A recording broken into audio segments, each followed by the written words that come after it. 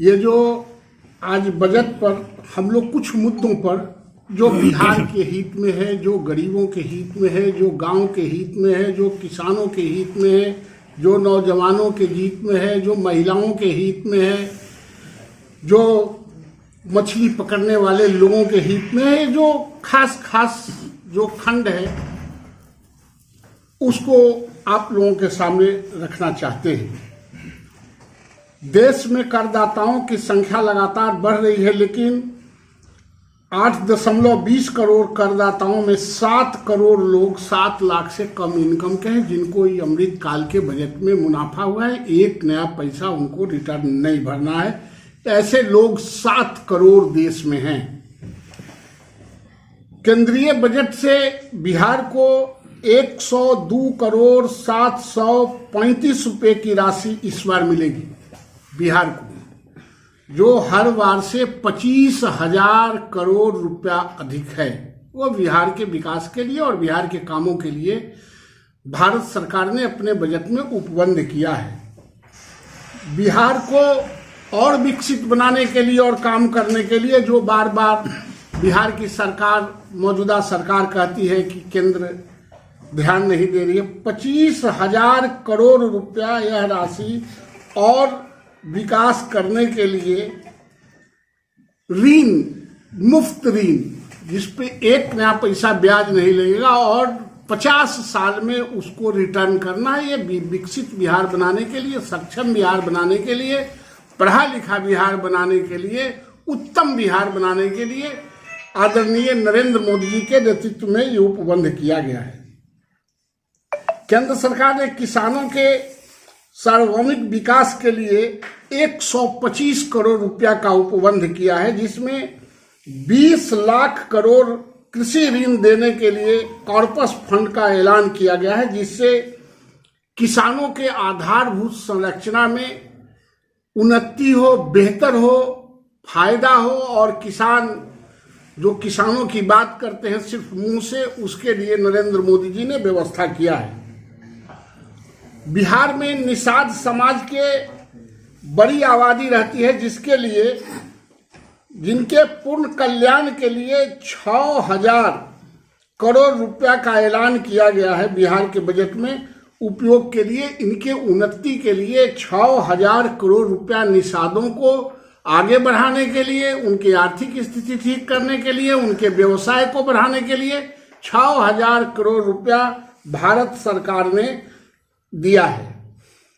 बिहार सदियों से मोटे अनाज के लिए, जो हमारे यहाँ कोदो होता था, ज्वार होता था, बाजरा होता था, कुदूर होता था, रामदाना होता था, ऐसे अनाज को उत्पादन करने के लिए प्रधानमंत्री जी ने 1 वर्ष में मोटे अनाज के उत्पादन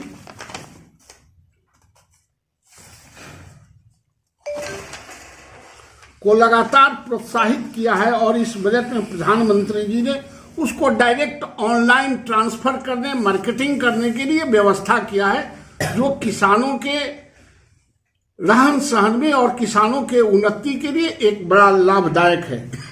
प्रधानमंत्री किसान योजना एक सफल स्कीम रही है। बिहार में लगभग 80 लाख किसान इस योजना के लाभार्थी हैं। इस योजना को बजट में भी जारी रखा गया है और बिहार के 80 लाख किसान इस योजना में पुनः लाभान्वित होंगे। बिहार एक कृषि प्रधान राज्य के रूप में जाना जाता है। बिहार में के कुल कार्यबल 67% लोग कृषि पर आधारित हैं। कृषि उद्योगों पर भी निर्भर हैं। बिहार में 21वीं शताब्दी के अनुकूल कृषि आधारित अवसर रचनाओं को विकसित करने के लिए केंद्र सरकार ने एग्रीकल्चर एक्सीलरेटेड फंड का भी घोषणा किया है, जिससे खाद्य संस्करण में के क्षेत्र में बड़ा अवसर बिहार को आएगा। बिहार के युवाओं को इस कार्यक्रम का लाभ उठाकर भविष्य में बिहार को निर्माण कार्य कराना चाहिए। देश में कोऑपरेटिव सेक्टर लगातार आगे बढ़ रहा है, जिसका आकलन करते हुए केंद्र सरकार ने कोऑपरेटिव के सेगमेंट में तब के दरों में 50% की कमी कर दी है और कोऑपरेटिव संस्थाओं को पूर्व में अपनी कमाई का 30% हिस्सा टैक्स के रूप में देना होता था, जो अब 15% घटा के 30% से 15% रह जाएगा। बिहार में इन योजनाओं के काम कराने का एक बड़ा अवसर और बिहार को इस छूट का लाभ अवश्य लेना चाहिए। प्रधानमंत्री आवास योजना देश में गरीबों को आवास उपलब्ध कराने की यह आज तक की सबसे बड़ी सफलतम स्कीम है। देश में 8 वर्षों में करोड़ों मकानों का निर्माण किया जा चुका है। बिहार शहरी क्षेत्रों में वित्तीय वर्ष 2021-22 में 5,30,255 लाख मकान निर्मित हुए। इस प्रकार 2 वित्तीय वर्षों में बिहार में कुल 15,78,846 घरों का निर्माण हुआ है। इस योजना में केंद्र सरकार ने 66% की बढ़ोतरी करते हुए 79,000 करोड़ रुपए का बजटीय उपबंध किया है, जिसकी एक बड़ी राशि बिहार को निवेशित होगी। इस राशि से एक बड़ा निवेश बिहार में आएगा, जिससे निर्माण एवं सर्विस के क्षेत्र में बड़े अवसर प्रदान होंगे।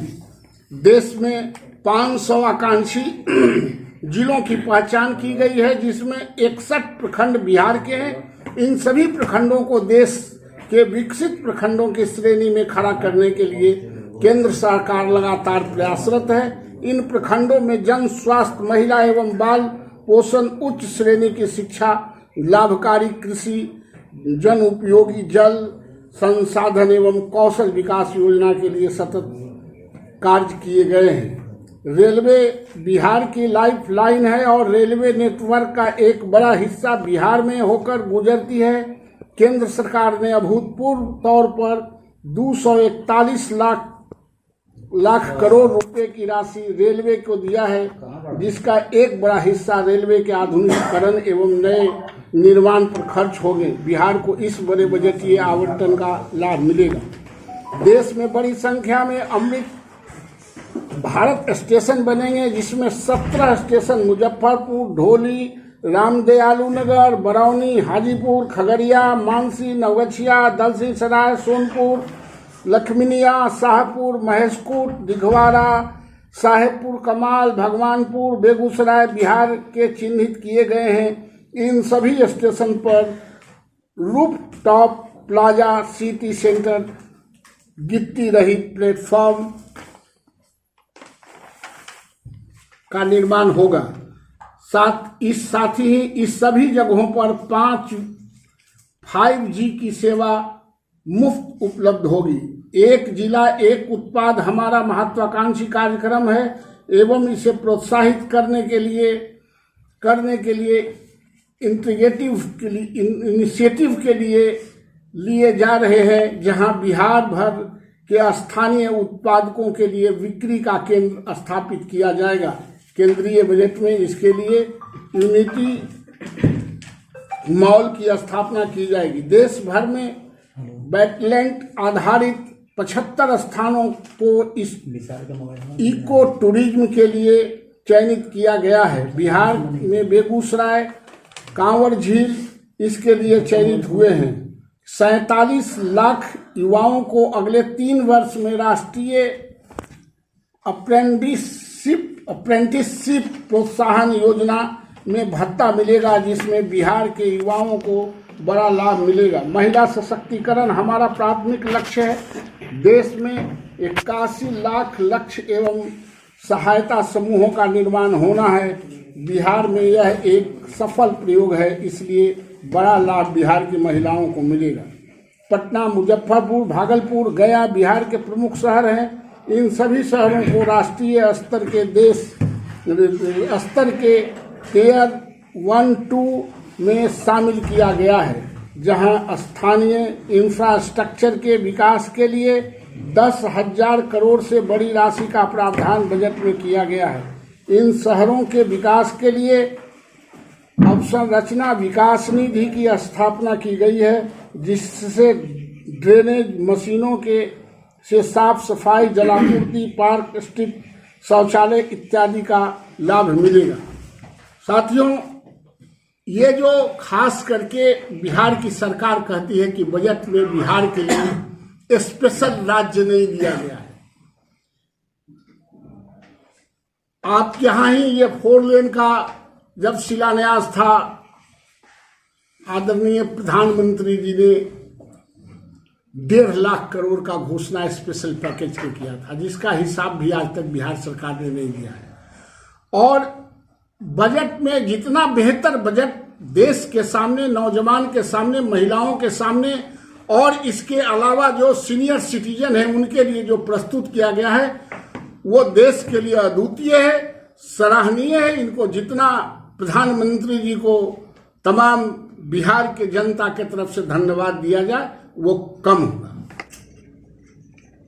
वैसे जदयू एमएलसी के यहाँ लगातार छापेमारी हो रही है। कुछ लोग कह रहे हैं कि भारतीय जनता पार्टी साजिश के तहत उनके ऊपर इस तरीके का छापेमारी करवा रही है, क्या कुछ कहेंगे इसको? क्या इसमें साजिश कौन बात है?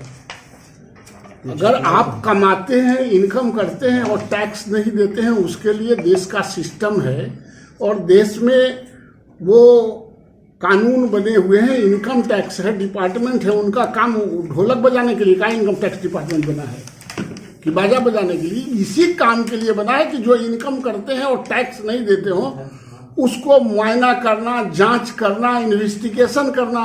तो इसमें भाजपा और कांग्रेस क्या करेगा? ये तो स्वतः एक काम है जो अपना डिपार्टमेंट अपनी काम को करती है। तो जिस तरीके से लगातार छापेमारी चल रही है तो इसमें क्या 2024 चुनाव को लेकर क्या कुछ है क्या इसमें? नहीं, कहा बड़ी तीसमार खाका है कि 2024 में, अरे गजब की बात है। इसे 24 और 25 से क्या लेना देना है?